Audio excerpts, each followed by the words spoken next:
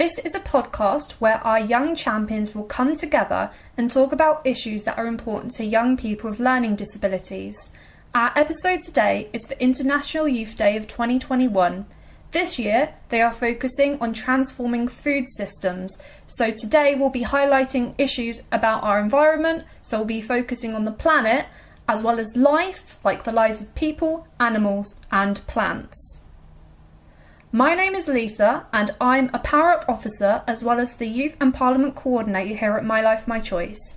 And I'm here today with Minty, Beth, Adi, as well as Dean and Claire, and we're going to be talking about the issues around our environment. Guys, would you like to introduce yourselves, please? My name's Bethany, I'm 20, and in my free time I like walking the dog and going to the cinema. Minty and I love doing loads of things, walking my dog, doing art, and just being around family. Excellent, thank you for that, Minty. And Adi? My name is Adi, and in my free time I like going bowling. Well, I'm Claire, and I like helping others and trying to save the planet. Why is the environment important to you guys? Well, having a safe environment is safer for people than not, so they're not putting themselves in danger, you know, when there's like no floods. And if there's a flood, that's putting people in danger, risking people's lives, and dangerous fumes coming from buses and cars and lorries and stuff. You know, like some of them are diesel and petrol, and the safer environment means like more electric cars, electric buses, electric lorries and stuff like that. Yeah, and those things are a lot safer, aren't they? Why is electric better than petrol and diesel? Because electric is what you call eco-friendly. That means they don't use any fuel, they use electric. That means they plug them into the nearest electrical charge station overnight to charge, and then they use them the next day, so they're eco-friendly. Yeah, and I think petrol and diesel, they also put out CO2 emissions, and electric doesn't, right? Yeah. I like your reasoning. It's all for the better for everyone around us, isn't it? That's why the environment's important. Thank you for that, Dean. And I think a lot of the other guys would agree with you. Minty and Beth, do you want to expand on what Dean has just said? Well, it's because we have to live in it, so if everyone joins the cycle, then we basically live in a big cycle. Thank you so much for that, Minty. I think that was a really great reason for why you think caring about the environment is so important. Beth, would you like to say why you think it's important to you? I'd say it's important because you kind of live there. So it's more that you kind of want to keep it alive for other people who are going to be living there as well. So, yeah, and I think for all the animals and everything as well. Yeah, and life as we know it, right? And all the plants, like you don't really want to be hearing on the news, oh, in 2 years the world's going to end. You kind of want to keep it going, so I think that's kind of why it's important, because you only have one world, so... Yeah, that is so true. Thank you for that, Beth. And Adi, why is the environment important to you? For the new generations coming through to life.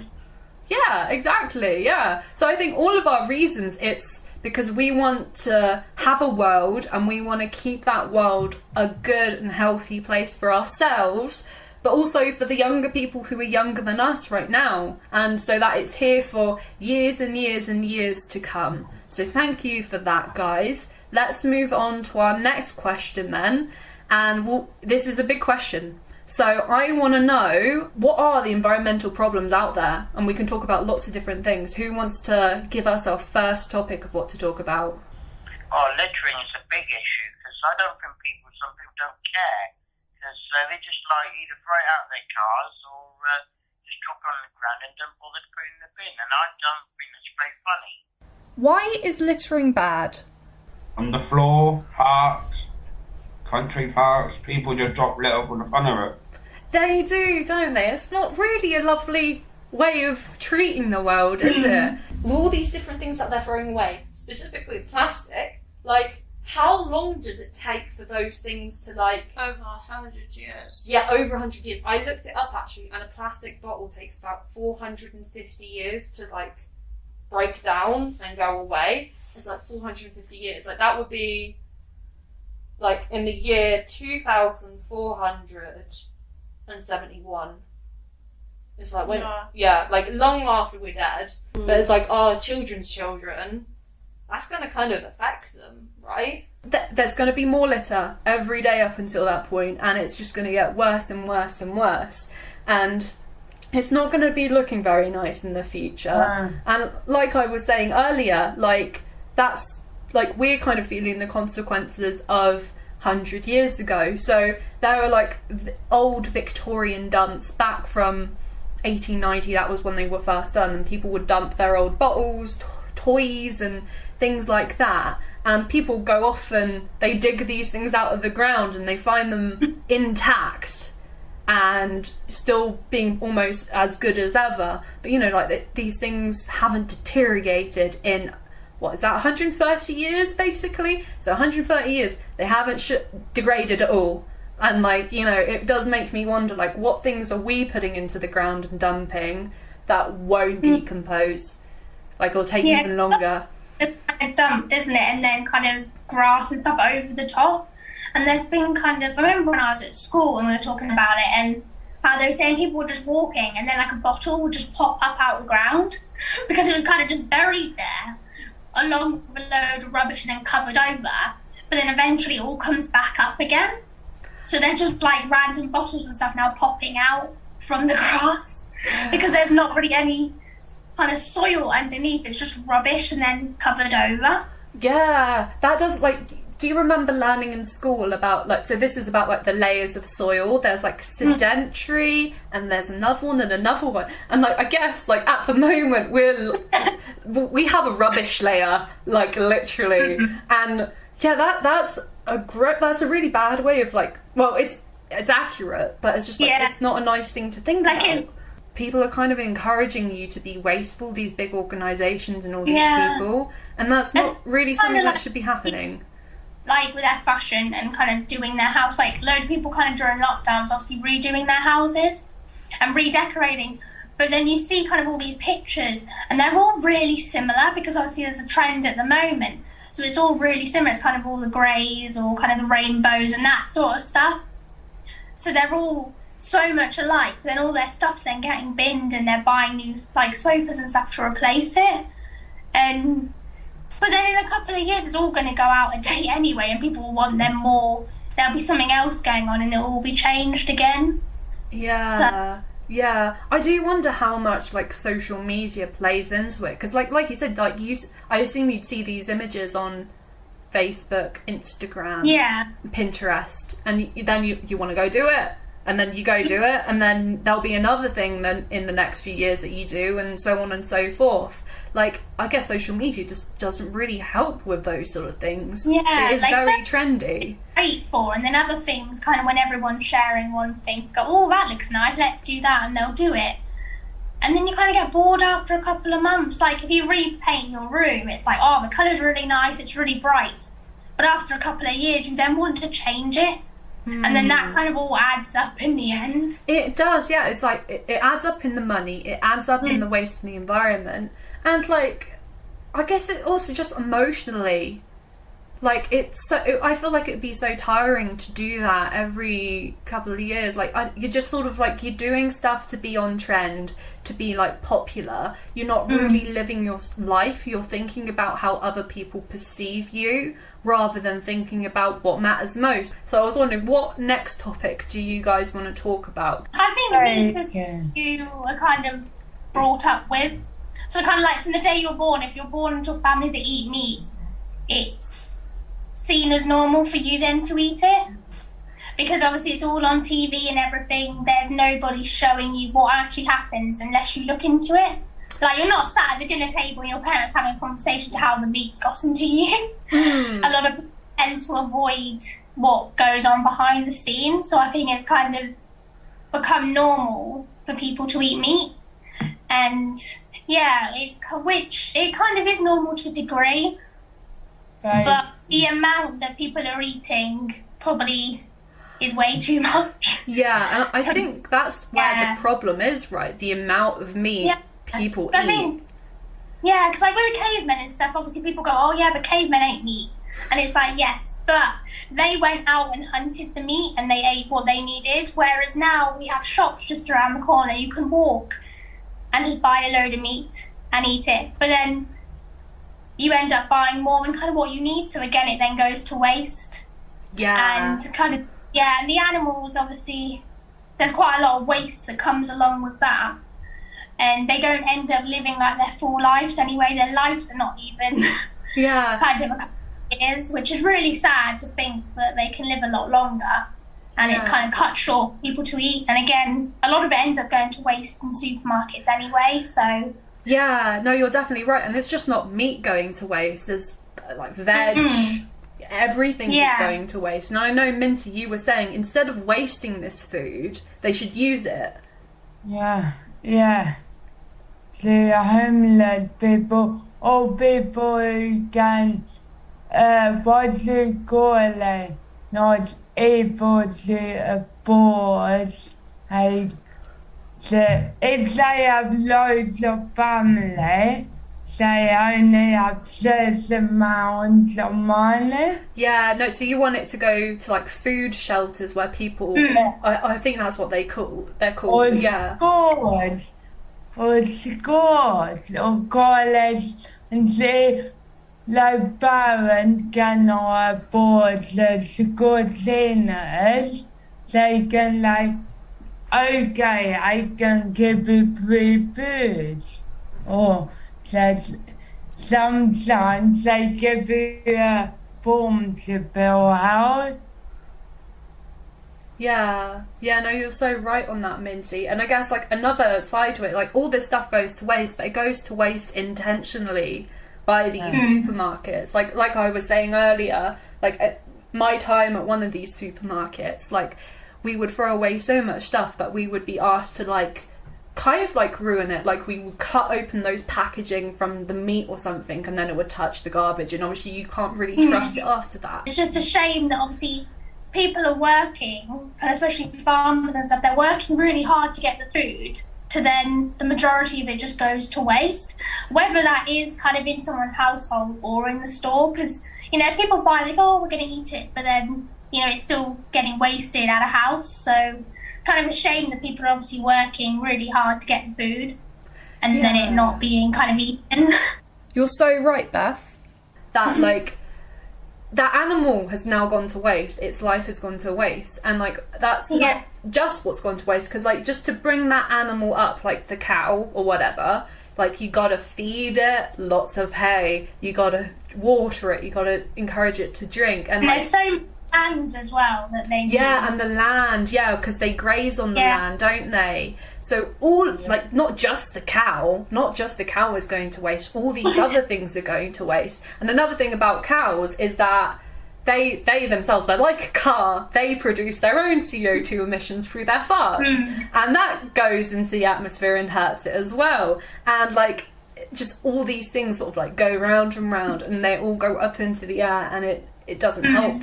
And I guess another thing with animals is that a lot of places don't treat those animals very well, do they? No. No. Very kind of mistreated, and I think it's more the fact people also don't want to believe that either.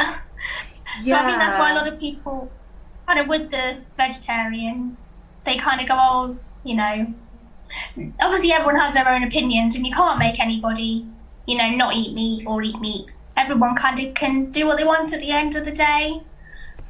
But I think as long as they know kind of where their food's coming from and everything, because I think a lot of people push it to the side.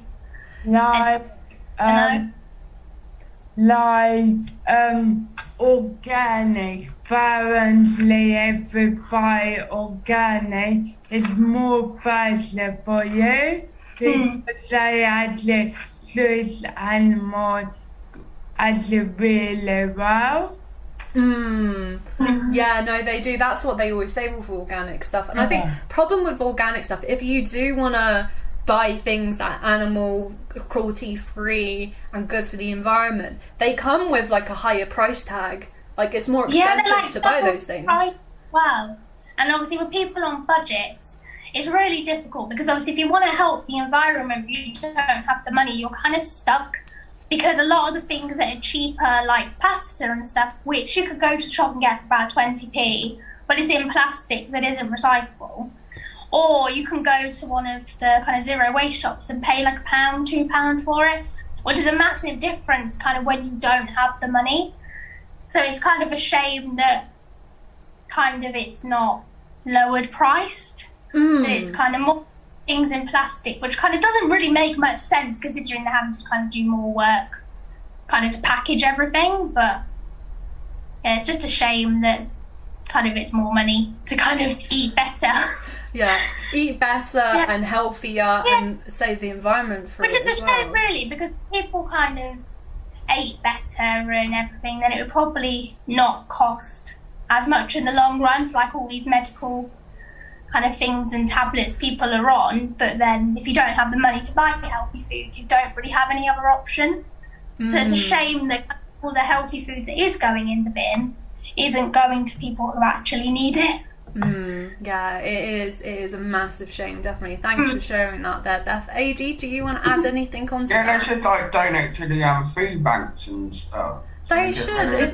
They really should. Yeah, it's like all about being a humanitarian, being good to other people. Or reduce their prices and stuff. Reduce their prices, because some prices are sky high for me. It is. And I think maybe these companies, these really big companies and supermarkets, they really need to do more, really, to help people out. Because I guess, like, at the end of the day, they're the ones who are making those really big decisions. Like, we can shout and raise a fuss as much as we want, but they're the ones who have ultimate control. So it's up to them to really change things. And as well as that, like, companies, they are the ones who are producing the most waste, and they're also the ones who are producing the most, like, global emissions and things. So I looked up was that there are just about 100 companies in the whole world, just 100, and you know, there's lots of companies out there, but there's only 100 companies, and the global emissions those 100 companies give out, they're responsible for about 71% of all global emissions.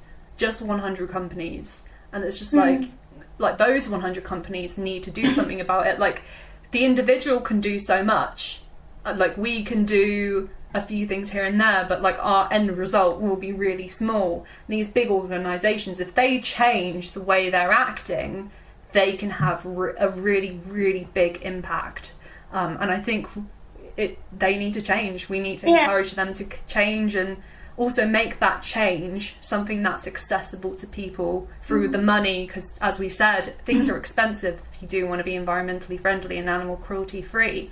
And we're going to talk about a few of those things in a little while, but before we get onto that, I guess there might be other things we want to talk about before we get onto it. Supermarkets, kind of how, I don't know if it's Morrison's or one of them, but they decided not to have any plastic bags in their shop. I think it's like all of them now, actually. Yeah, quite good actually, because I remember when they first started doing that, and it kind of seems to happen that if one store does something, like a big store, say like Tesco or something, another one will then copy off what they're doing to obviously keep up with the trend.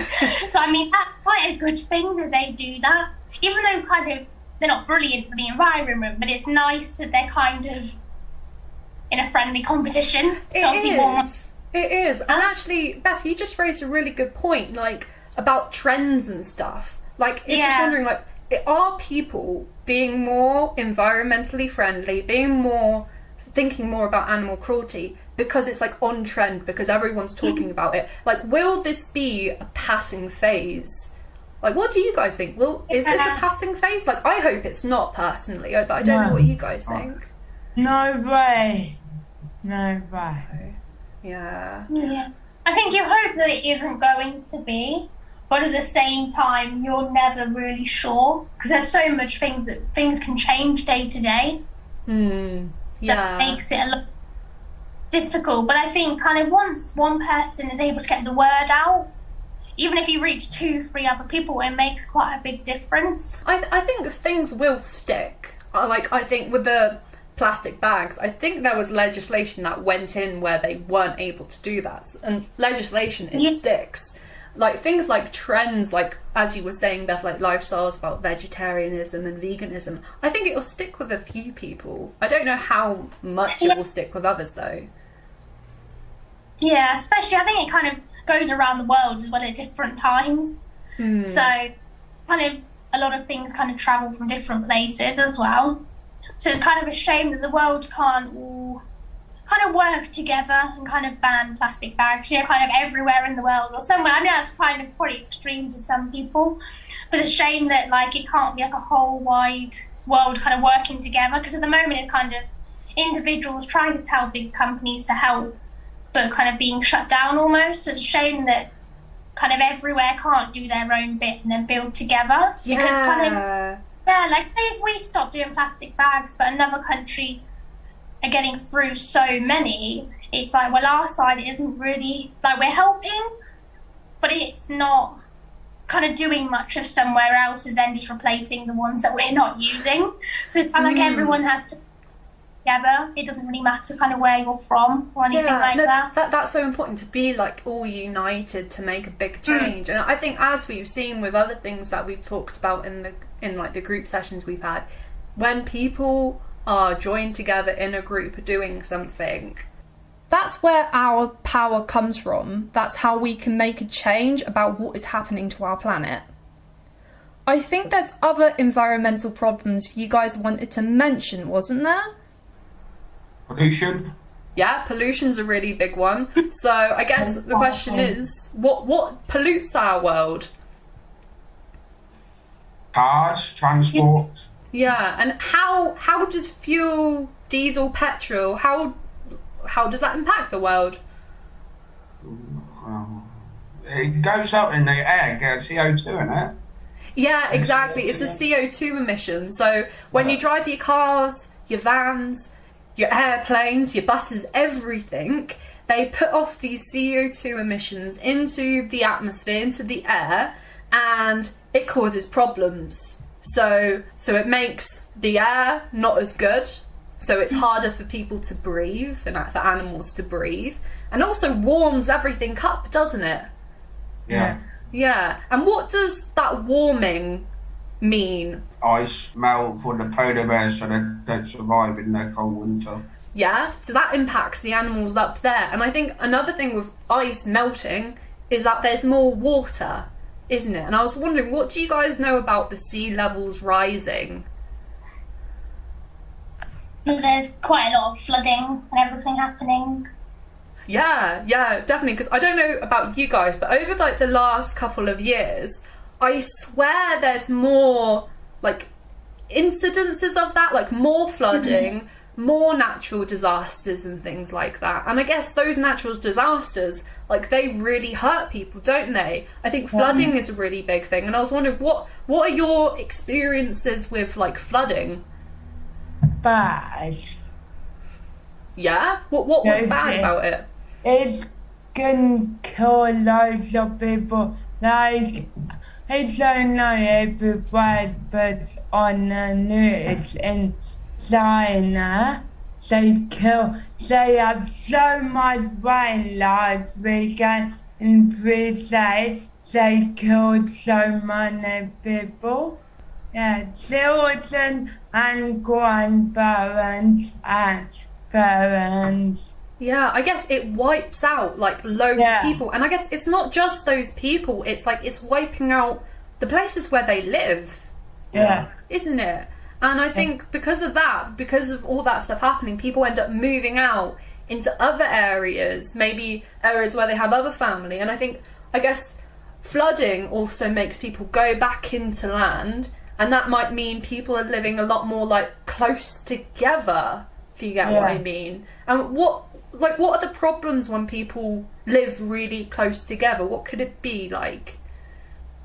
They will get like, so basically they can get ill at the same time. They can, yeah, because like illnesses, they jump from person to person a lot quicker. Yeah, like corona.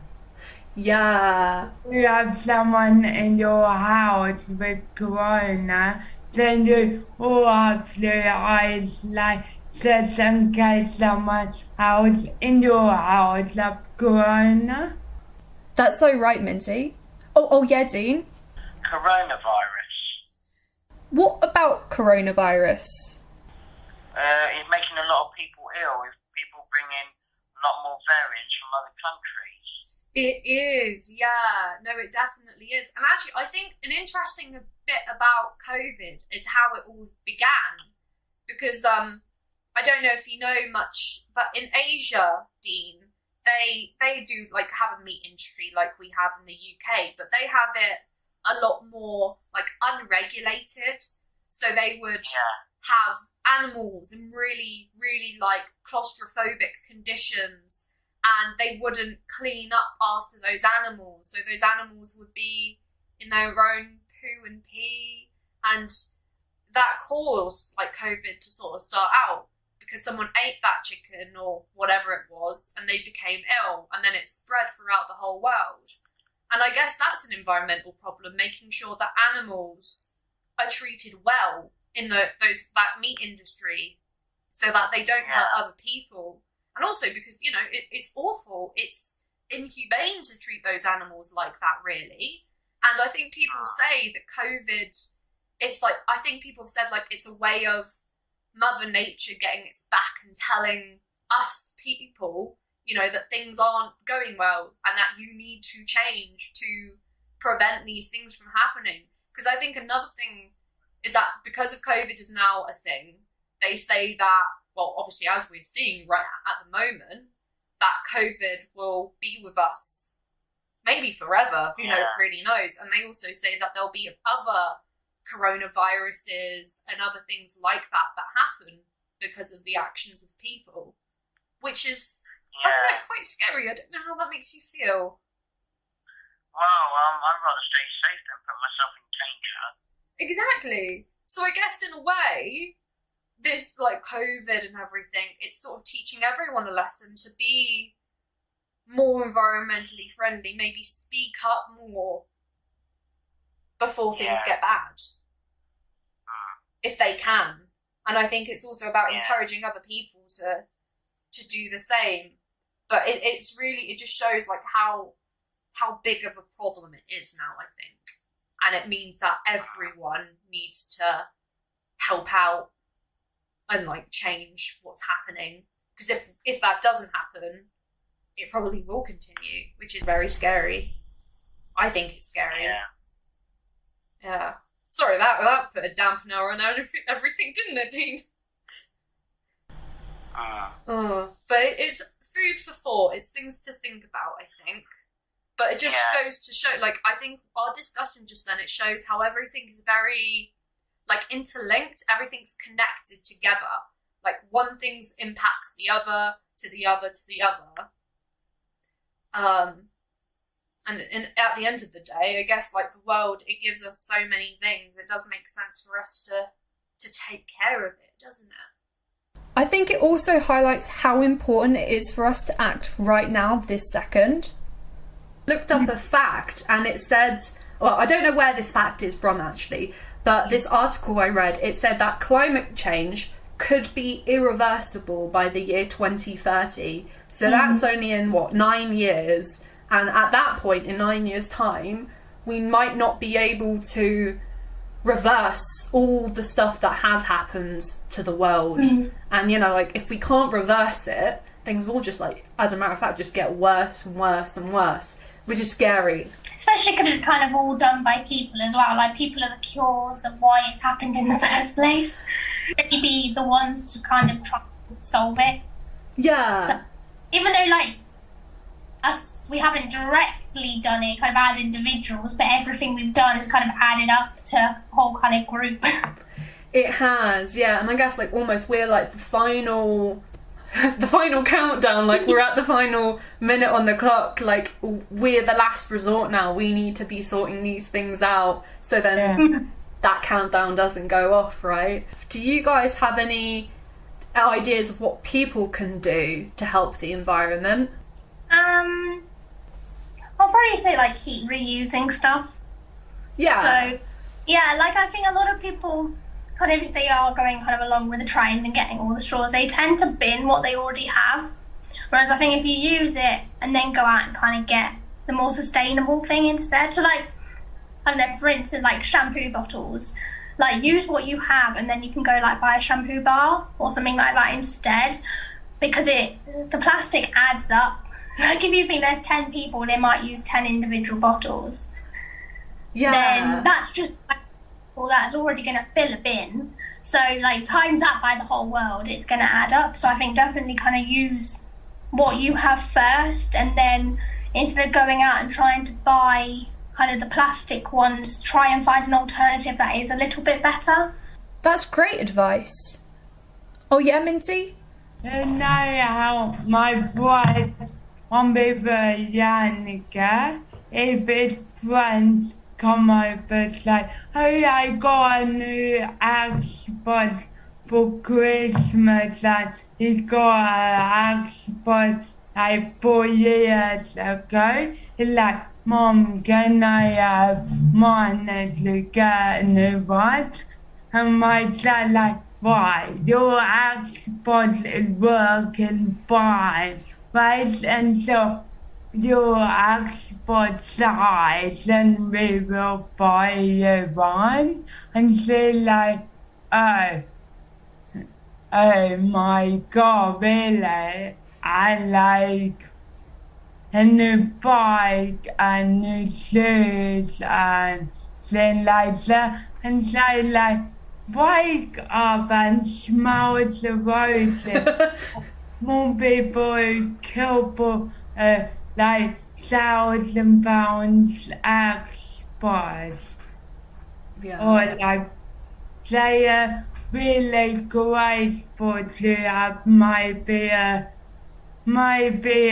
sock for the birds. Like one might have like a birds like party and loads of booze and presents and new games and things like that. That's a great point, Minty. People shouldn't go out and buy the next newest thing just because it's new. They should use what they already have until it breaks, and only then should they get a new thing. Do you guys want to mention any other solutions an individual could do to help the environment?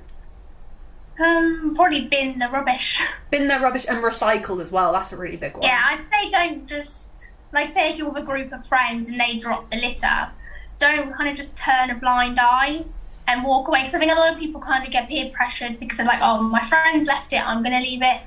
I think you kind of be the sensible one and actually bin it.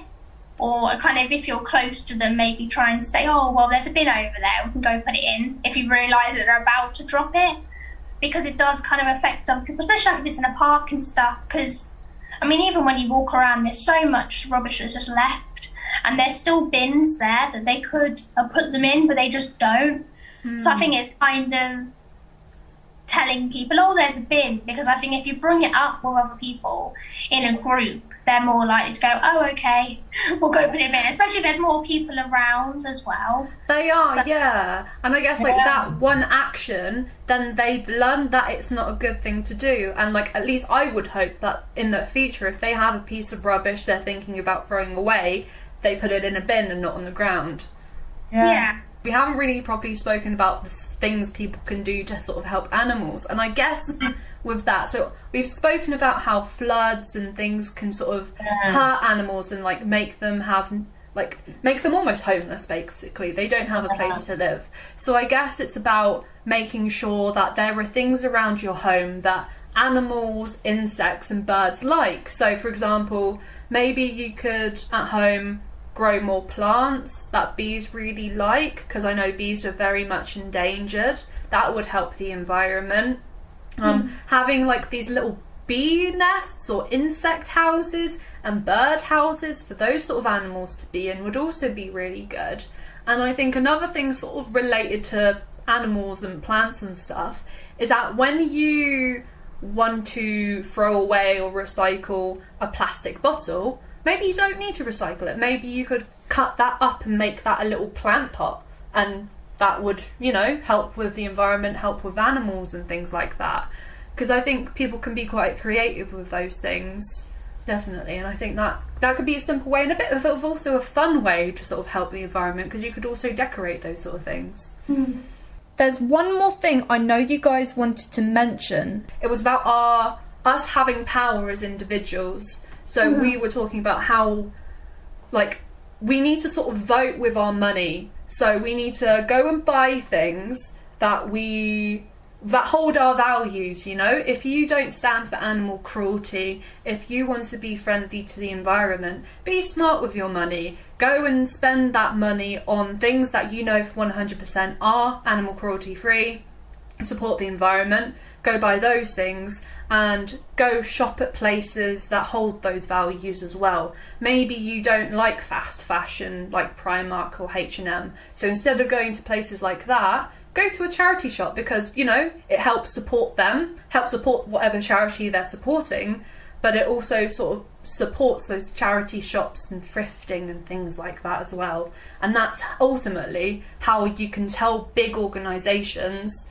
that they should be more environmentally conscious.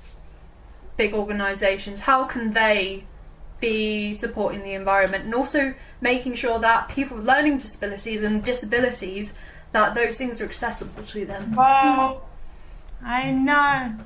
Well, it's kind of hard, but it's like once you might be in that position yourself.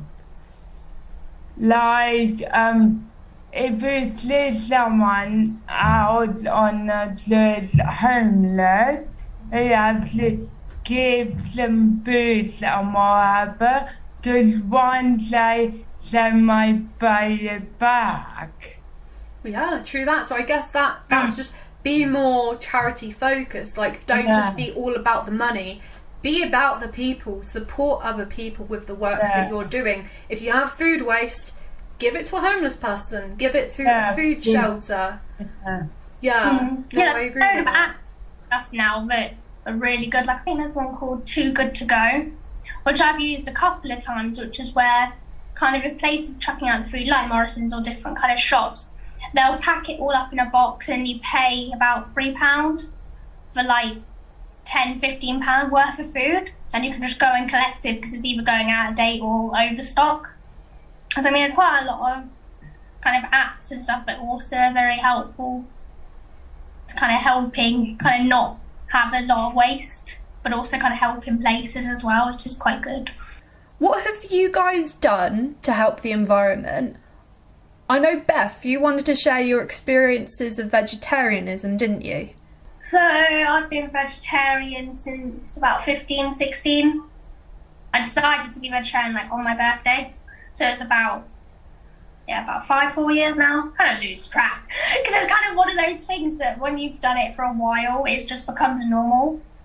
So I think the first 2 weeks are probably the most difficult, because you have people kind of thinking you can't almost do it, and then it's quite nice when you prove them wrong. And then it's like a couple of years or so down the line, you're like, yeah, I'm still vegetarian. And yeah, I think I mainly did it because kind of my family, they all eat meat, so I'm the only one who is kind of vegetarian. And like none of my friends or anything are vegetarian anyway. So it's kind of something I wanted to do probably from like the age of 10, 11, because of like the animals mainly. I couldn't really see the animal as food, but it wasn't like I had anybody telling me to be vegetarian or why. It was kind of just something I kind of took into my own hands, I guess. So I kind of, then as I become older, I was kind of then making my own meals and kind of deciding what I was going to eat then. So I kind of had more kind of control over what kind of to do with my food and kind of learn more about where it's from. So I then kind of started researching about it in kind of the food industry, and kind of where I started. And I think that was kind of kind of point in my life after watching like a load of documentaries, as in like you just can't unsee it by the time you watch it. But it was kind of my choice to watch it because I'm like, I want to know where it comes from. I was curious about it anyway. I'm quite curious about this stuff, so I like to find out kind of what happens. And I think a lot of people try and hide from it, but I think it was kind of that push I needed. I can't physically look at meat now and kind of look at it the same way. And did you ever, like, I guess, like, I don't know, I feel like if I was ever a vegetarian, I would have, like, a tough day here and there. And I was just wondering, have you ever had those sort of, like, tough days, challenging days where you're like, I do want to kind of eat meat? Like, have you? Kind of at the beginning, when you kind of go out with friends and they're kind of going, oh, why are you this, why that? You get, like, bombarded with questions. And, like, even my family were kind of like, oh, why? You've eaten meat your whole life. Like, why the sudden change? But I think also because I didn't really like texture of meat either. I was quite picky over what I would eat. So a lot of it was kind of cut out anyway. So it wasn't like a massive jump. But also because you can now buy so much kind of the meat, kind of texture stuff anyway, which I know it sounds funny, but certain ones like that, I'm also fussy. Because I don't mind like the meat replacements, but at the same time, if it tastes too much like meat, I don't like it. Because I don't feel like I'm actually eating meat. Even though, like, you know it's not, it kind of tricks your brain a little bit. So I think for some people it's really good and others it isn't. But I think it's kind of, you have a couple of days where you feel like it. But then I also know that, oh, I can go to the shop now and buy, like, non-chicken nuggets. Or I can make, like, a bolognese with lentils instead of meat. So it's just finding what you like. I actually prefer kind of the kind of lentils and beans in a bolognese now than to the meat bolognese, and it helps sneak your vegetables in as well. So yeah, it sounds like you found some really good alternatives for yourself that work, and I guess like those alternatives are really good things for other people to know about if they want to give vegetarianism a go. Beth, could you tell us a little bit more about meat replacements and what they're like? But my nan bought like this meat pie, but at the time they were still a bit funny about me being vegetarian. So I ate it, and it tastes so much like meat that I went in the bin to fish out the packaging. See if it was or not, because to me it just shocked me. I think it was like the first kind of meat replacement I'd had, so I didn't realise the difference would be so similar. But then certain ones can be completely not like meat. Like you can get like kind of beetroot burgers and all sorts of that which aren't going to taste like meat, and you can get ones that tan. So I think there's so much kind of varied that I think there's kind of something for everybody. You just kind of have to look at what you want, and kind of just because one person doesn't like it doesn't mean you're not going to like it. So even my parents, they've tried some vegetarian stuff, and at first like, oh, I'm not going to like it because it's vegetarian. And after they try it, they kind of hide their smile and they go, oh, it's actually quite nice. So it's quite funny that even kind of when people eat meat, it's just that kind of willing to kind of get over the fact that it's vegetarian, just try it and see if you like it or not, because it's not the end of the world if you don't. Yeah. So, yeah. No, I think you're so right. Like, at the end of the day, give it a go. See if you like it, you know? And if you don't, that's okay, because there are other alternatives out there. And I guess that is a good thing about wanting to be a vegetarian now. You have so many options out there, more than you did 10 years ago. If someone wants to, I guess, maybe try out being a vegetarian for a day or so, like, just give it a go. What meal would you recommend for them to eat to sort of like dive into being a vegetarian? What was the best meal that you've had that they could do? I mean, I kind of like the bolognaise and lasagnas, but they're really easy to change to like non-meat ones. But I think kind of whatever the person's kind of favourite meal is, I think if you can make your favourite meal into one that doesn't have meat, then you're going to be fine.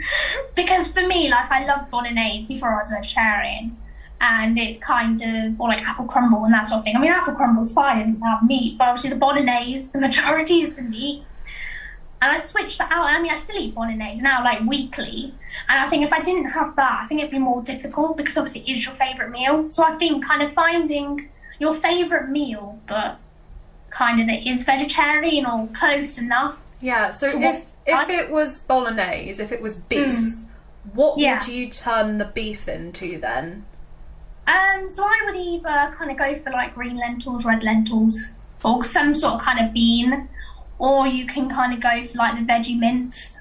Okay. So yeah, there's kind of different options kind of with what you like, or there's like free bean chilies and that sort of thing, which I know is slightly different, but it's kind of along the same lines. So it's quite good you have the choice, because sometimes you do want kind of the texture that meat has, but you don't want to eat the meat. So it's good to have that kind of in your freezer. But then it's quite nice to have the lentil one, and you find that once you swap it, you end up craving kind of the lentil one anyway.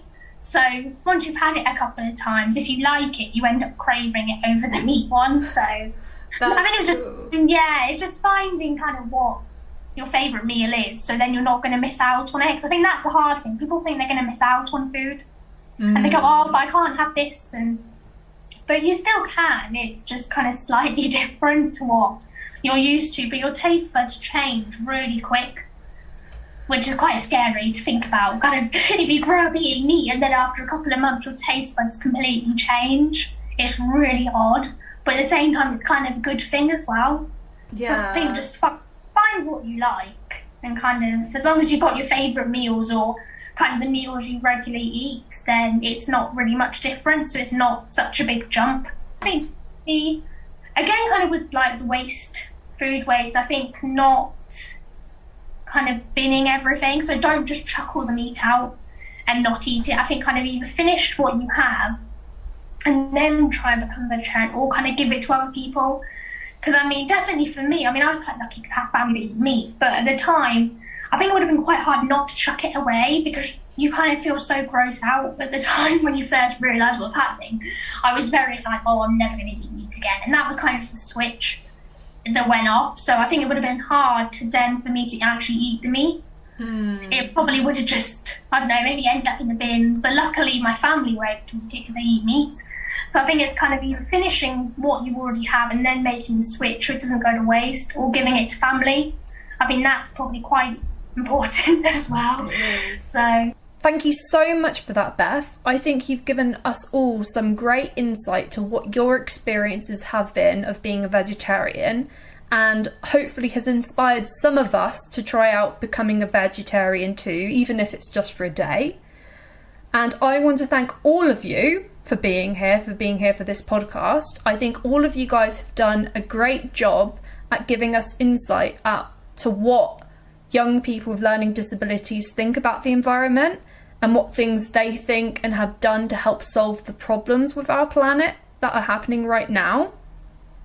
I hope for those who are listening that our conversation today has sparked you to also go out of your way and change what is happening to our planet. We plan to release more podcast episodes every few months or so about more topics that are important to young people, with hopefully other young champions from our parliament. And thank you so much for those who are listening. We'll catch you again in September, when some of the guys will be talking about relationships and sexual health.